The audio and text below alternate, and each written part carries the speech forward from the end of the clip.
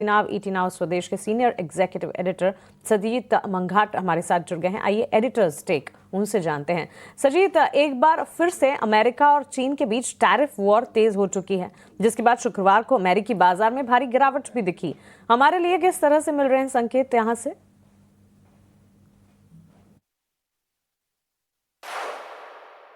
देखिए, यूएस और चाइना का जो ये ट्रेड वॉर है वो थोड़ा सा एस्केलेट हुआ है फ्राइडे को। चाइना ने कुछ देशों को भेजा है कि वो रेयर अर्थ्स मटेरियल में एक्सपोर्ट कर्ब्स लगाएंगे, जिसको लेके ट्रंप ने कहा है कि वो टैरिफ मेजर्स लेके लेंगे चाइना पे, जो कि लगभग 100% के हैं नवंबर 1 से। बट वीकेंड में यूएस का पोजीशन थोड़ा सा सॉफ्ट हुआ है, बट उसका नतीजा हमने देखा नहीं एशियन मार्केट्स में। एशियन मार्केट्स अगर हम देखें तो वो नीचे की तरफ खुले हैं। हैंगसेंग हो गया, आपका निकाय आज क्लोज है, बट शंघाई और ऑस्ट्रेलिया ये सारे बाज़ार आज नीचे खुले हैं। और ये इसलिए है क्योंकि वो एक तरह से अनसर्टेनिटी फिर से आ गई है यूएस चाइना के टैरिफ को लेके। ट्रंप का पोजीशन और जेडी वांस का पोजीशन थोड़ा सा सॉफ्ट हुआ है, पर जो नवंबर 1 को 100% टैरिफ की बात कर रहे हैं वो टैरिफ को हटाने की कहीं बात नहीं हुई है। सो उसको लेके थोड़ा सा दबाव दबाव देखा जाएगा मार्केट में। ऑल्सो एक और चीज़ जो हमको देखनी है कि चाइना और हैंगसेंग का मार्केट काफ़ी बड़ा है इस साल। चाइना काफ़ी आउट परफॉर्मर रहा है एशिया में, और ग्लोबल मार्केट्स में भी चाइना आउट परफॉर्मर रहा है। और हैंगसेंग को देखेंगे तो लगभग 50% से ऊपर बढ़ा है वो। सो जो आप थोड़ी बहुत करेक्शन देख रहे हैं वो प्रॉफिट बुकिंग भी होगी, जो सब कुछ इन्वेस्टर्स एशियाई मार्केट में करेंगे, और उसका जो असर है भारतीय मार्केट में भी देखने को मिलेगा, क्योंकि हमारा इंडिया और यूएस का भी टैरिफ नेगोशिएशन अभी भी जारी है, और हाँ, उम्मीद है कि नवंबर तक हो जाएगा, बट उसमें अभी कुछ डिसीजन नहीं आया है। जी सर, गुड मॉर्निंग। डीमार्ट के नंबर आएंगे, बाजार इस पर भी रिएक्शन देगा। हालांकि नतीजों से पहले शेयर थोड़ा सा कमजोर रहा है, लेकिन एक चीज जो थोड़ी निराश करने वाली है वो ये है कि मार्जिन घटा है। इसे आप कैसे देख रहे हैं? साथ ही आज एचसीएल ठीक के भी नतीजे आने वाले हैं, क्या उम्मीद करके आप चल रहे हैं? देखिए, दो की नंबर्स आए हैं, डीमार्ट, एवेन्यू सुपर मार्ट और एचसीएल टेक का आज आने वाला है। तो डीमार्ट को पहले लेते हैं। डीमार्ट का रेवेन्यू 15% गिरा है। ये कंपनी 20-25% टॉप लाइन करती थी, अब 15% हो गया इसका एबिट मार्जिन भी गिरा है। हिस्टोरिकल लेवल से नीचे है, गिरा नहीं कहूँगा, पर हिस्टोरिकल लेवल से नीचे है, और पैड भी नीचे है उसका। और उसका कारण यही है कि एक तो क्विक कॉमर्स की वजह से जो इम्पैक्ट हुआ है पिछले कई क्वार्टर से, उसकी वजह से उसका टॉप लाइन हिट हुआ है, क्योंकि क्विक कॉमर्स एक बहुत बड़ा कंपटीशन दे रहा है डीमार्ट को, और क्विक कॉमर्स उन्हीं सिटीज़ में ज़्यादा है जहाँ पर डीमार्ट का प्रेजेंस ज़्यादा है, उसकी वजह से। और इसकी वजह से उसका जो एबिटा मार्जिन है वो भी तो हल्के गिरे है। और दूसरा जो है कि आप डीमार्ट में देखेंगे तो मर्चेंडाइज और एपरल, ये दो चीज़ें बहुत की हैं डीमार्ट के लिए सेगमेंट वाइज। ये सारे जो हैं वो अंडर परफॉर्म कर रही हैं पिछले 11 क्वार्टर्स में। मतलब पिछले 3 साल में अगर हम 12 क्वार्टर्स देखेंगे तो उसमें से 11 क्वार्टर्स में इसने अंडर परफॉर्म किया है। और वो कारण ये है कि क्योंकि क्विक कॉमर्स, ई कॉमर्स, इन सब के जो इम्पैक्ट आ रहे हैं डीमार्ट पे, उसकी वजह से है। लाइक टू लाइक सेल्स जो है लगभग 6-7% है, वो भी थोड़ा सा कम की तरफ है, गिरा है। बट स्ट्रीट शायद ये बोलेगा कि उम्मीद से थोड़ी सी बढ़कर है, बट ये देखना पड़ेगा कि लाइक टू लाइक कैसे बढ़ा है। 6.8% का जो जंप हुआ है वो एक कुछ लोगों को ये थोड़ा सा कम लगेगा, और उसकी वजह से ये स्टॉक में थोड़ा सा प्रेशर रहेगा, क्योंकि डीमार्ट रेडी जो है वो एक्सपैंड भी कर रहे हैं, बट उतने तेज़ी से एक्सपैंड नहीं हो रहा है ये। और अभी वो 19 शहरों में है डीमार्ट रेडी, तो वो भी एक चीज़ है जो फैक्टर है जो करता रहेगा। दो चीज़ें हैं जो डीमार्ट को अंडर प्रेशर रखेंगी। एक तो है कि कंपटीशन फ्रॉम क्विक कॉमर्स, और दूसरा जो है इनका ऑपरेटिंग एक्सपेंसेस बढ़ता जा रहा है, जिसकी वजह से एबिटा मार्जिन में प्रेशर है, और पैट जो है सिर्फ 5% के आसपास बढ़ा है। तो ये दो चीज़ें जो हैं डीमार्ट के स्टॉक को थोड़ा सा प्रेशर में रखेंगी। जहाँ तक एचसीएल टेक का सवाल है, आज अर्निंग्स आने वाली हैं, मार्केट आज के बाद आएगी। मोस्टली 1.6% कॉन्स्टेंट करेंसी में ग्रोथ देखने को मिलेगा। टॉप लाइन अगर हम देखें तो रेवेन्यू टर्म्स में 3.7% रहेगा। एबिटा मार्जिन अच्छे रहने की, एबिटा मार्जिन बढ़ने की उम्मीद है। एबिटा लगभग 18% की उम्मीद है बढ़ने की, और एबिटा मार्जिन जो है लगभग 20% के ऊपर जाएगा 16 के कंपैरेटिव और क्वार्टर टू क्वार्टर। और पैट जो है वो भी बढ़ेगा लगभग 3 से 5 10% के आसपास बढ़ने की उम्मीद है पैट की भी। अगर हम देखेंगे तो गाइडेंस उन्होंने दिया था 3 से 5% का, अगर वो मेंटेन करते हैं तो वो एक अच्छा सिग्नल रहेगा। ये क्वार्टर नॉर्मली HCL टेक के लिए अच्छा रहता है।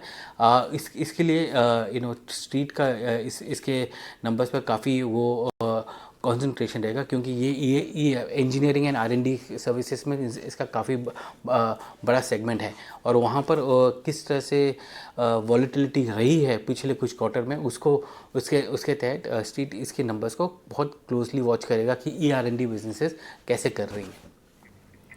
दैट्स राइट, ढेर सारी चीज़ें हैं जो कि वॉच आउट करनी है होंगी आज HCL टेक के जब नतीजे आएंगे, और TCS IT मेजर के नंबर्स के ठीक बाद आप HCL टेक के numbers and other Nifty company focus करेंगे हम, और इस पर भी जैसे ही नतीजे आएंगे आप तक पहुंचाएंगे उनके रिव्यूज़। लेकिन सजीद, FIs की लगातार चौथे दिन खरीदारी देखने को मिली, धीरे धीरे ही सही, लेकिन क्या ये माना जाए कि FIs भारतीय बाजार की तरफ वापस से लौट रहे, वापस रुक कर रहे हैं? साथ ही बाजार का ओवरऑल सेटअप आज के लिए आप कैसा देखते हैं? देखिए, FIs का जो नंबर है वो उसको एक पर्सपेक्टिव से देखना पड़ेगा कि सेकेंडरी मार्केट में पिछले 4 दिन से हम खरीदारी देख रहे हैं, बट छोटे छोटे अमाउंट में देख रहे हैं। बट ओवरऑल जो वॉल्यूम है FI का वो 10 से 11 हज़ार करोड़ का ग्रॉस दोनों साइड में दिख रहा है, और उसकी वजह से हम पॉजिटिव बायस देख रहे हैं। DIs अभी भी काफ़ी बायर नेट बायर्स हैं। अगर आप देखिए फ्राइडे को 1700 करोड़ का उनका नेट बाय रहा है। तो प्राइमरी मार्केट में तो हमने देखा कि कैसे LG इलेक्ट्रॉनिक्स के IPO में काफ़ी पैसा आया FIs का। टाटा कैपिटल में आया पैसा, जो टाटा कैपिटल भी आज लिस्ट होगा स्टॉक एक्सचेंजेस में। उम्मीद ये है कि थोड़ा सा म्यूटेड लिस्टिंग रहेगा। वैल्यूशन को लेके FY27 की बात, प्राइस टू बुक की बात करें तो 3 टाइम्स प्राइस टू बुक लग रहा है FY27 का। कंपेयर करेंगे बजाज के साथ जो 4.5 है, और चोला के साथ या श्रीराम के साथ जो कि 3.84 के आसपास है, तो उसके कंपैरिजन वो थोड़ा सा कम है वैल्यूशन। बट इस बिज़नेस को अभी थोड़ा सा एस्टैब्लिश करना बाकी है, क्योंकि इसमें एक बड़ा कंपोनेंट जो है कमर्शियल लेंडिंग का है, जो टाटा मोटर फाइनेंस की मर्जर के बाद आया है। तो उसको लेते हुए तो बाज़ार थोड़ा सा बाज़ार को लगता है कि इसकी वैल्यूशन जो है वो थोड़ी सी हायर साइड में है, क्योंकि इसका जो क्रेडिट लॉस भी है वो थोड़ा सा हायर है। उसको भी नीचे लेकर आना अगले 2 साल में। तो लिस्टेड थोड़ा सा म्यूटेड रहेगा टाटा कैपिटल का आज। तो वो एक स्टॉक है जो आप देखिएगा, और उसकी वजह से बाकी NBFC स्टॉक्स भी काफ़ी मूव करेंगे उसके आसपास, क्योंकि रोटेशन ऑफ फंड्स थोड़ा बहुत होगा NBFC स्पेस में। इंस्टीट्यूशन जो हैं म्यूचुअल फंड्स या FIs, वो अगर लेना चाहेंगे तो वो इस मार्केट से लेने की कोशिश करेंगे, तो वो थोड़ा सा वॉलेटिलिटी दिखेगा, बट लिस्टेड म्यूटेड लगेगी टाटा कैपिटल की। जी सजीव सर, एक आखिरी सवाल। पिछले हफ्ते की हमने तेज़ी तो देखी है, धीरे धीरे करके बाजार ने अपने जो क्रूशियल लेवल से उसको अचीव किए। आज थोड़े हम गैप डाउन ओपनिंग के लिए तैयार हैं, तो निफ्टी और निफ्टी बैंक में स्ट्रेटजी क्या बनाएं, और जो वायदा बाजार के जो आंकड़े हैं वो क्या संकेत दे रहे हैं? देखिए, फ्राइडे को जो मार्केट बंद हुआ और आज जो मार्केट खुलेगा, दोनों में अलग अलग बहुत बड़ा अंतर है। अंतर ये है कि फ्राइडे को मार्केट बंद होने के बाद ट्रम्प का वो ट्वीट आया जिसमें उसने चाइना के अगेंस्ट बड़ा स्टेटमेंट दिया। ये भी कहा कि वो 100% टैरिफ करेगा। तो फ्राइडे को हमने देखा कि निफ्टी जो है 25,280 के ऊपर बंद हुआ। हमने देखा काफ़ी पुट राइटिंग्स हुई, कॉल अनवाइंडिंग भी हुई, बट आज वो थोड़ा सा रिवर्सल देखने को मिलेगा हमको, क्योंकि जो शॉर्ट्स हैं वो शायद बढ़ेंगे आज मार्केट में। काफ़ी जो पुट्स हैं वो अनवाइंड होने की कोशिश होगा, और कॉल्स जो है वो काफ़ी ऐड होंगे। तो एक तरह से मार्केट में डाउनवर्ड प्रेशर आएगा, क्योंकि एशियाई मार्केट भी गिरे हैं। ये क्लैरिफाई करना चाहिए कि इंडिया और चाइना के बीच में जो रेयर अर्थ का जो एग्रीमेंट है उसमें ये कोई असर नहीं देता, बट ग्लोबल मार्केट सेंटिमेंट अभी नेगेटिव है। रिस्क एपेटाइट, रिस्क थोड़ा सा बढ़ गया है। हमने देखा कि फ्राइडे को क्रिप्टो में काफ़ी गिरावट हुई, जबकि मार्केट्स भी काफ़ी गिरे। यूएस होंगे, यूएस यूरोप मार्केट सारे सारे गिरे, और आज सुबह जो है आपको ऑस्ट्रेलिया, हांगकांग और क्या नाम है, शंघाई, तीनों मार्केट्स नीचे हैं।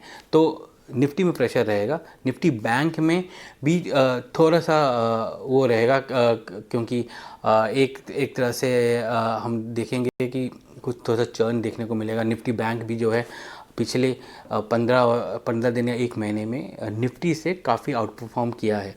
तो निफ्टी अगर 1% बढ़ा है तो निफ्टी बैंक 3% बढ़ा है पिछले एक महीने में, तो वो थोड़ा सा करेक्शन वहाँ पर भी आने की उम्मीद है। और दूसरी बात ये है कि ट्यूसडे को आपका निफ्टी एक्सपायरी आ जाता है, तो थोड़ा सा ऑप्शंस में थोड़ा सा ट्रेडिंग आपको देखने को मिलेगा, जिसकी वजह से वॉलेटिलिटी दिखेगी मार्केट में।